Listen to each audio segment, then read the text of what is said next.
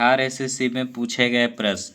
देखिए पहला प्रश्न क्या है, अगर m बराबर 2 के पावर 5 गुने 3 के पावर 7 गुने 5 के पावर 10 और n बराबर 2 के पावर 7 गुने 3 के पावर 8 गुने 7 के पावर 12 है, तो m और n का महत्तम समवर्तक क्या होगा, यानी एचसीएफ निकालना है। ठीक है, तो देखिए इसको निकालने का सबसे आसान तरीका क्या होता है, सबसे पहले ये देखना होता है कि दोनों में कॉमन क्या है। ठीक है, तो कॉमन हमें दिख रहा है कि इसमें 2 कॉमन है, इसमें भी 2 कॉमन है। ठीक है, यानी मिल रहा है 2 और 2 मिल रहा है। ठीक है, फिर उसके बाद 3 और 3 मिल रहा है। ठीक है, अब ये ध्यान देना होता है उसके बाद कि कॉमन तो मिल गया 2 और 2, 3 और 3 मिल गया। ठीक है, उसके बाद इसमें देखना होता है कि महत्तम समवर्तक का एक रूल होता है कि जिसका पावर यानी कि जिसका घात सबसे कम होगा, यानी दोनों मिलते हुए जिसका घात कम होगा वही आंसर हो जाएगा।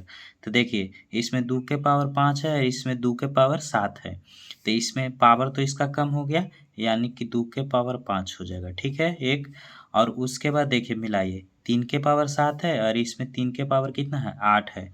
ठीक है, तो इसमें पावर कम है तो ये हो जाएगा 3 के पावर 7। ठीक है, अब बाकी देखिए 5 के पावर 10 है और 7 के पावर 12 है, तो ये दोनों तो मिल ही नहीं रहा है, तो ये दोनों तो होगा नहीं, तो यही दोनों इसका क्या हो जाएगा, आंसर हो जाएगा। ठीक है, यानी 2 के पावर 5 गुने 3 के पावर 7, यानी ऑप्शन नंबर ए इसका आंसर हो जाएगा। ठीक है, अब देखिए सेकंड क्वेश्चन देखिए, एक विद्यार्थी को किसी परीक्षा में पास होने के लिए 36% अंक चाहिए, लेकिन उसे 130 अंक ही मिलते हैं और वह 14 अंकों से फेल हो जाता है।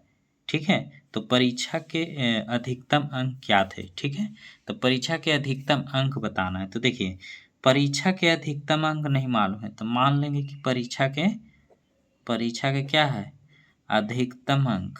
अधिकतम अंक क्या है, x है। ठीक है, तो x मान लिए। अब देखिए तो ये कह रहा है कि परीक्षा में पास होने के लिए 36% अंक चाहिए, तो जो अधिकतम अंक माने हैं उसी का 36%। ठीक है, तो 36% और फिर क्या कहा, बराबर दे दीजिए।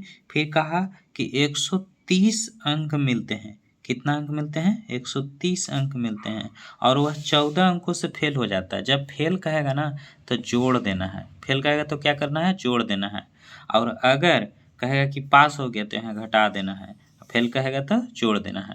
अब देखिए इसका 36% निकाल दीजिए, तो 36 बटा कितना हो जाएगा, 100 बराबर, इसको जोड़ दीजिए तो 144 हो जाएगा। ठीक है, अब इसको काट दीजिए, कितना बार में ही कट जाएगा, 4 बार में। ठीक है, तो x बराबर हो जाएगा 4 गुने 100, यानी कि 400 इसका क्या हो जाएगा आंसर, यानी अधिकतम अंक जो आएगा वो 400 ही है। ठीक है, यानी 400 ऑप्शन में सी आंसर हो जाएगा। ठीक है, आई होप कि आपको समझ में आ गया होगा।